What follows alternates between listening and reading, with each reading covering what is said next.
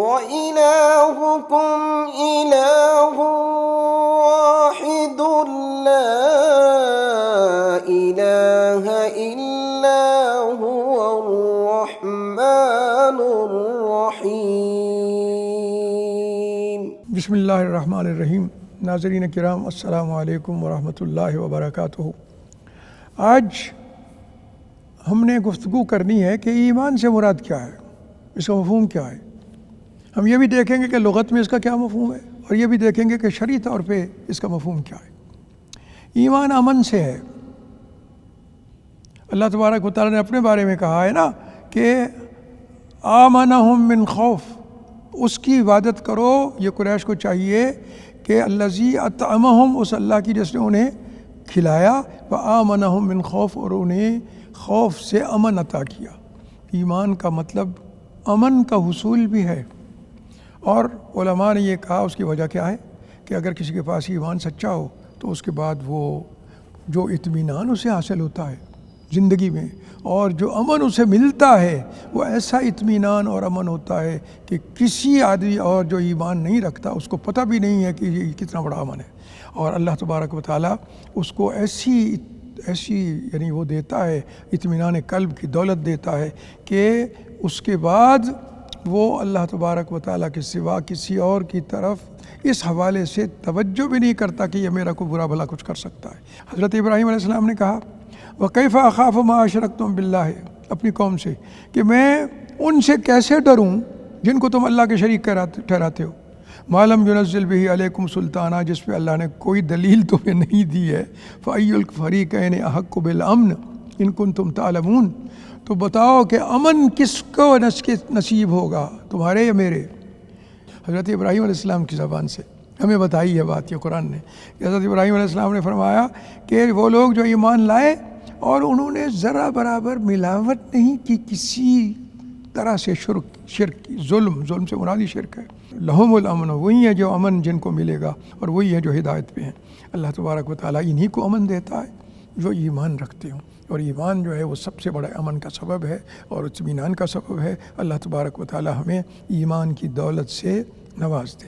حدیث کو دیکھیے، اللہ کے رسول صلی اللہ علیہ وآلہ وسلم نے فرمایا، بڑی خوبصورت بات کی، فرمایا النجوم امانۃ السماء، ستارے جو ہے نا یہ آسمان میں امن کا سبب ہے۔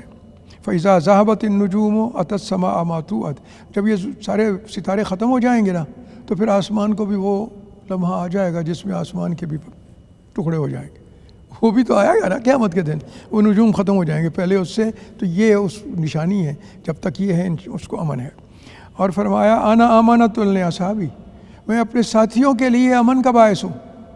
فَإِذَا ذَهَبْتُ أَتَىٰ أَصْحَابِي مَا يُوعَدُونَ، جب میں چلا جاؤں گا تو وہ چیزیں جن کی طرف سے جن کے بارے میں ڈرا رہا ہوں میرے صحابہ ان کو فیس کریں گے، وہ میرے صحابہ کے سامنے تب آئیں گے۔ اور فرمایا فَإِذَا ذَهَبَ أَصْحَابِي أَمَانَةٌ لِأُمَّتِي، امن کا مطلب یہی ہے کہ امن کا سبب یہ ایمان یہ چیز دیتا ہے۔ تو میرے صحابہ جو ہیں وہ میری امت کے لیے ایمان امن کا سبب ہے۔ جب میری صحابہ چلے جائیں گے تو پھر اس امت کو وہ فیس کرنا پڑے گا جس کا ان کو وعدہ کیا جاتا ہے۔ تو یہاں امین، امنا کا مطلب امین ہے، اور امین کا مطلب وہ ہے کہ جو امن کا سبب ہو، جو حفاظت کا سبب ہو۔ یہ ہے ایک استعمال۔ دوسرا استعمال جو ہے وہ ہوتا ہے کہ ایمان کے ساتھ کوئی صلہ آتا ہے، آمنا بہی اور آمنا لہو، یہ دوسرا استعمال ہے۔ یہ صرف مطلقاً امن کا نہیں ہے، آمنہم من خوف، یہ تو امن خوف کے مقابلے والا ہے جو پہلا ہے۔ دوسرا جو ہے وہ ہے یا تو آئے گا آمنا بہی، وہ اس پر ایمان لایا، یہ اللہ کے لیے، وہ آمنا لہو، اس کی تصدیق کی، اس کی، جیسے حضرت لوط علیہ السلام کے بارے میں ہے کہ وہ آمنا لہو لوط، کہ حضرت ابراہیم کی تصدیق کی حضرت لوط نے بھی۔ یہ تصدیق ہے کہ آپ واقعی اللہ کے نبی ہیں، اور اس کے بعد انہوں نے ان کی بات اطاعت کی۔ حضرت ابراہیم نے جو کہا اسی کو سمجھا کہ اللہ کا حکم ہے اور اسی پہ عمل کیا۔ تو آمنا لہو کا مطلب کسی کی تصدیق کرنا ہے۔ اگر انبیاء نبی کی تصدیق کرے گا کوئی تو پھر وہ وہی محبت بھی کرے گا نبی سے جیسی اللہ کے رسولوں سے کرنی چاہیے، ان کی اطاعت بھی کرے گا، غیر مشروط اور جو کچھ وہ کہیں گے اس پہ ایمان بھی لائے گا۔ ان کے بچوں نے آ کے کہا کہ وما انت بمؤمن لنا ولو کنا صادقین، کہ آپ ہماری بات کی تصدیق نہیں کریں گے۔ اپنے والد حضرت یعقوب سے کہا چاہے ہم سچ بھی کہہ رہے ہوں۔ وہ کیا کہتے تھے کہ جی وہ بھیڑیا کھا گیا، حالانکہ وہ بات غلط تھی۔ وہ یہ بات تھی کہ حضرت یوسف علیہ السلام جو بنیامین ہے نا، اس نے چوری کی اور یوسف علیہ السلام نے ان کو رکھ لیا، تو ان کو پتہ نہیں تھا یوسف ہمارا بھائی ہے۔ انہوں نے کہا کہ جو آپ کے بیٹے نے چوری کی، ہم کیا کرتے، کیسے لے کے آتے۔ تو یہ وہ بات تھی کہ جس کو انہوں نے کہا کہ آپ ہماری بات نہیں مانیں گے چاہے ہم سچے ہوں، اور یہ بات ویسے جھوٹی تھی لیکن یہ بات ماننے کے معنی میں تھی۔ ایمان جو ہے وہ اس سے اونچا درجہ ہے۔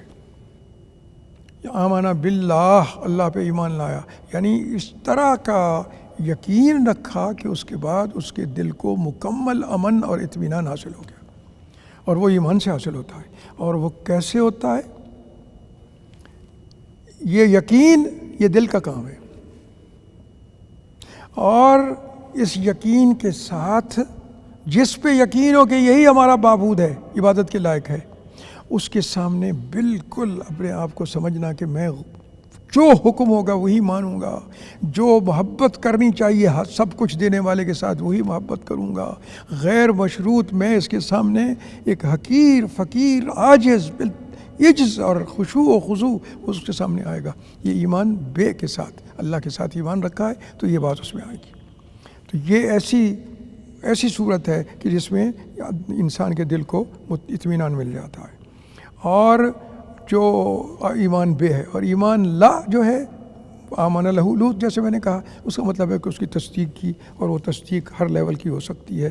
ایمان ایسی تصدیق ہے کسی نبی کے ساتھ جب لیا جائے کہ جس کے بعد امن بھی مل جاتا ہے۔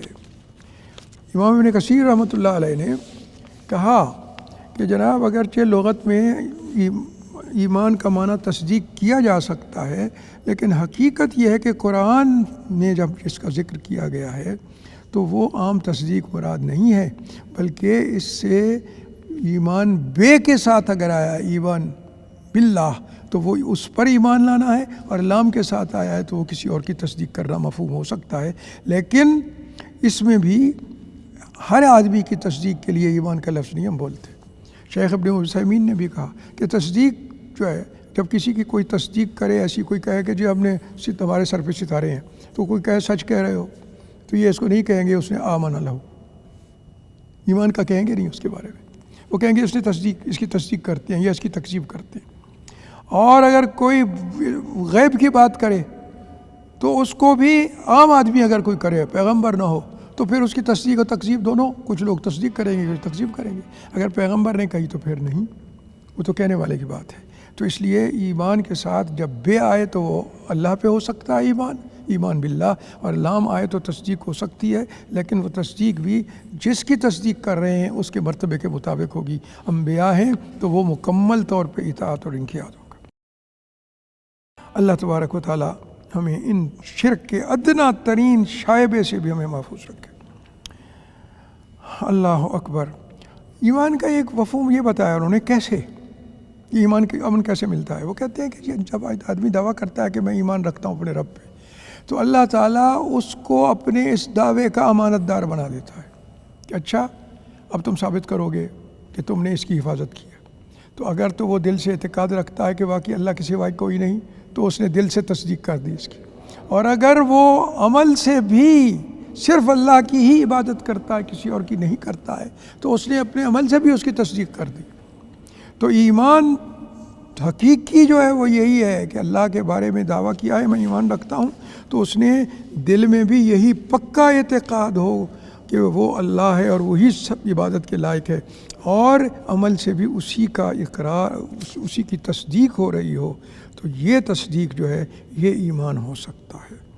امام ابن تیمیہ رحمۃ اللہ علیہ نے ایک بڑی خوبصورت بات کی۔ انہوں نے کہا کہ یہ ایمان جو ہے نا، اس کے بارے میں یہ کہنا کہ اس کا معنی تصدیق ہے، اس سے بہتر ہے کہ یہ کہا جائے کہ ایمان کا معنی اقرار ہے۔ اقرار کہنے کا، کیونکہ اقرار جو ہے نا وہ ایمان کے زیادہ قریب ہے اپنے معنی کے اعتبار سے۔ تصدیق تو کسی آدمی کی بھی ہو سکتی ہے، لیکن ایمان جو ہے وہ عام آدمی پر نہیں ہوتا، انبیاء اللہ پہ ہے یا انبیاء کے ساتھ ہے ایمان، تو اس لیے اقرار کا لفظ وہ بہتر ہے۔ وہ کہتے ہیں کہ اقرار جو ہے نا، اس میں دل کا عمل بھی ہے کہ اعتقاد ہو، اور اس کے بعد دل کا دوسرا عمل بھی ہے کہ وہ اطاعت ہو غیر مشروط، اور اپنے خشوع و خضوع ہو، دل کا عمل بھی ہے اور دوسرے عمل بھی اس کے بعد ساتھ اس کا دیں گے، تو یہ پھر ایمان صحیح معنی میں ہوگا۔ ایمان ان تمام چیزوں سے مل کے بنتا ہے، کیوں کہ اللہ تبارک و تعالیٰ کے اس کے حوالے سے کہا گیا کہ ایمان جو ہے یہ قول اور فعل دونوں سے ہوتا ہے۔ تو قول تو شہادت ہے نا، اور فعل عمل، دل کا فعل بھی ہے کہ یقین ہو، اور دل کا یہ فعل بھی ہے کہ خشوع و خضوع آ جائے، دل کا یہ فعل بھی ہے کہ محبت آ جائے، وہی محبت جو اپنے پالنے والے سے ہو سکتی ہے۔ تو یہ وہ باتیں ہیں کہ اگر یہ ساری بات آ گئی ہے تو پھر یہ ایمان ہے، ورنہ اصل بات یہ ہے کہ اقرار، اس کو مفہوم سمجھا جائے کہ اقرار ہے، اور یہ اقرار کے ساتھ ہوتا ہے، اور صرف تصدیق کے ساتھ یہ بات نہیں ہوتی۔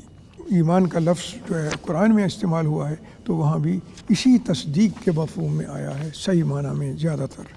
ایک آدھ جگہ اگر کسی اور کی بات ہے تو پھر وہ انبیاء کی وغیرہ کی بات ہے، اس کے علاوہ کسی اور کے حوالے سے نہیں ہے۔ اگر کسی حضرت یعقوب کو کہا گیا تو وہ بھی نبی تھے۔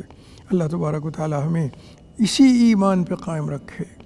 دوسرا پہلو ایک جو اس میں ہمیں بیان کرنا ہے وہ یہ ہے، جو بڑی مشہور بات ہے کہ ایمان میں کمی بیشی ہو سکتی ہے کہ نہیں ہو سکتی۔ قرآن نے تو وضاحت کر دی، فرمایا کہ انما المؤمنون الذین، مومن ہیں وہی اذا ذکر اللہ ہو، جب اللہ کا ذکر ہو، وجلت قلوبہم، تو ان کے دل اللہ کے خوف سے معمور ہو جائیں، وَإِذَا تُلِيَتْ عَلَيْهِمْ آیاتُهُ، اور جب ان پہ اللہ کی آیتیں تلاوت کی جاتی ہیں، زادتہم ایمانا، تو وہ انہیں ایمان میں بڑھا دیتی ہیں۔ ایمان کے بڑھ جانے کا مطلب کیا ہو؟ یہ قرآن میں واضح کر دیا گیا، اس کا مطلب ایمان بڑھتا بھی ہے، اور بڑھتا ہے تو پھر کسی کا کم ہوتا ہوگا تو کم بھی ہوتا ہے۔ وَعَلَىٰ رَبِّهِمْ يَتَوَكَّلُونَ، اور یہ جو دوسری ایمان کا اضافہ ہوتا ہے، اس سے توکل بھی مضبوط ہو جاتا ہے۔ یہ زیادتہم ایمان جو ہے، اس میں بغوی نے بھی کہا کہ اس سے بھی یہی ثابت ہوتا ہے کہ ایمان میں زیادتی ہوتی ہے جب سے اللہ نے کہا ہے، اور اسی طرح سے ان کا جو ایمان موجود ہوتا ہے اس میں مزید ایمان شامل ہو جاتا ہے۔ سعدی نے اس پہ بڑی خوبصورت بات کی ہے، یہ بڑے مفسر ہیں۔ انہوں نے کہا کہ دیکھیے، جب اللہ تبارک و تعالیٰ کی آیتیں اس کے سامنے تلاوت کی جاتی ہیں مومن کے سامنے، تو وہ ایمان زیادہ ہوتا ہے۔ اس کے کیسے ہوتا ہے؟ وہ اس پہ غور کرتا ہے، جب غور کرتا ہے تو بھولی ہوئی چیزیں یاد آ جاتی ہیں، نئے مفہوم یاد آ جاتے ہیں، نئی چیزیں سامنے آ جاتی ہیں، اور ایسے ایسے پہلو سامنے آ جاتے ہیں تدبر سے۔ اللہ نے تو خود کہا ہے کہ قرآن میں تدبر کرو۔ ایسے ایسے پہلو سامنے آ جاتے ہیں کہ جس سے اس کا یقین اور اضافہ ہو جاتا ہے۔ تو فرمایا کہ اسی لیے یہ اللہ نے جب کہا ہے کہ تُلِیَتْ عَلَيْهِمْ آیاتُهُ زَادَتْهُمْ ایمانا، تو اسی کیفیت کا ذکر کیا گیا ہے کہ وہ آیتیں سن کے پھر اس پہ تدبر کرتے ہیں، غور کرتے ہیں، بھولی چیزیں بھی انہیں یاد آ جاتی ہیں، اور وہ پہلو بھی سامنے آ جاتے ہیں جو تدبر کے بغیر نہیں تھے پہلے۔ اور اللہ تبارک و تعالیٰ ان کے دلوں میں پھر خیر کی رغبت زیادہ کر دیتا ہے، اچھائی کی، اور اللہ اپنے رب کا جو کہ عظمت ہے وہ بڑھ جاتی ہے اس کی بات۔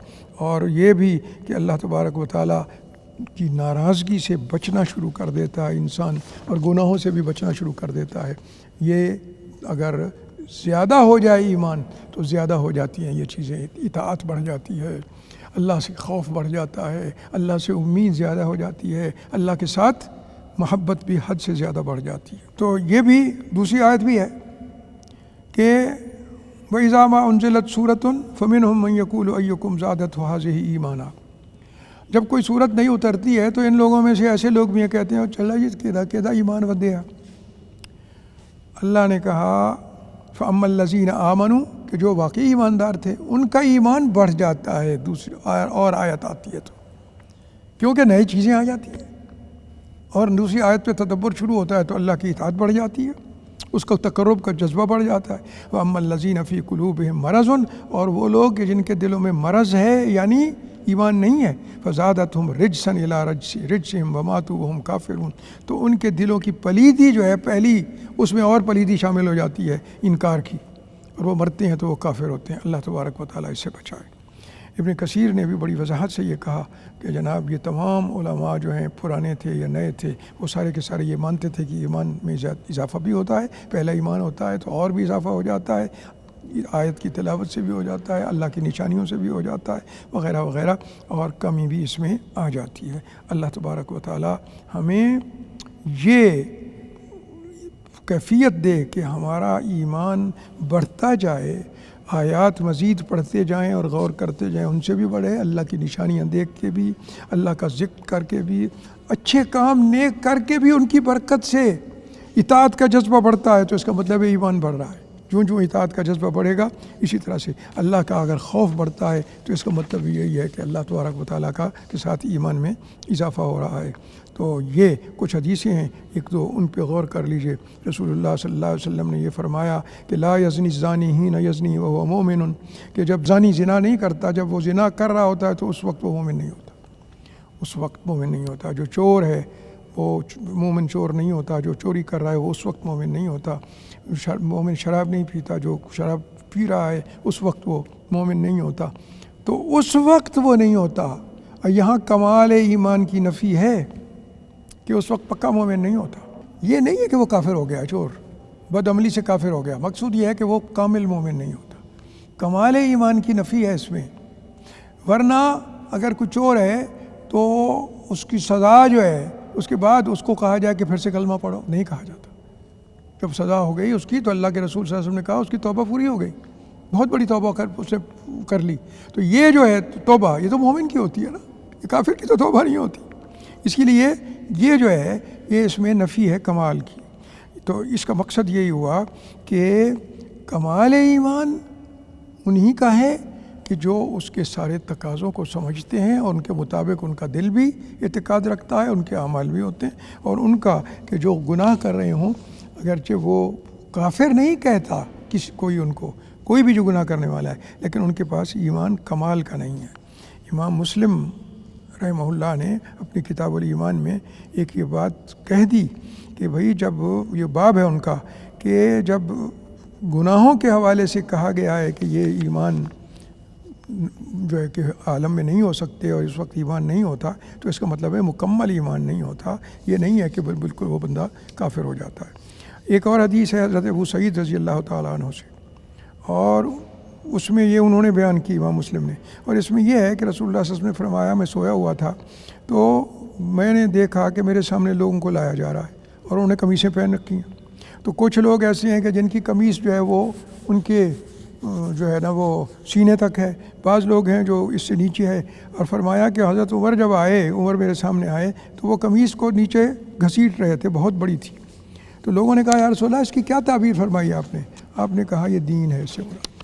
تو گویا دین میں بیس تو ایمان ہی ہے، تو اس کے مطلب ہے کہ کسی میں کم تھا، کسی میں جن کو دکھایا گیا کہ سینے تک ہے، کچھ کو دکھایا گیا کہ اس سے اونچا نیچے ہے، کچھ حضرت عمر کو کہا گیا کہ وہ بہت بڑا ہے۔ تو ظاہر ہے کہ وہ اللہ تبارک و تعالیٰ کے بہت نیک بندے ہیں، اور ان میں ایمان بہت مضبوط تھا اور ایمان کے تقاضوں کو سمجھتے تھے، اور اپنے آپ کو انہوں نے اس کے مطابق تو یہی خبر سنائی اللہ کے رسول صلی اللہ علیہ وسلم نے حضرت عمر کے حوالے سے کہ ان کا ایمان بہت زیادہ ہے۔ اللہ تبارک و تعالیٰ صحابہ سے بھی یہی، بہت سے جو ہے صحابہ سے یہ بات مروی ہے کہ ایمان جو ہے اس میں کمی بھی ہوتی ہے اور بیشی بھی ہوتی ہے، کم ہوتا ہے۔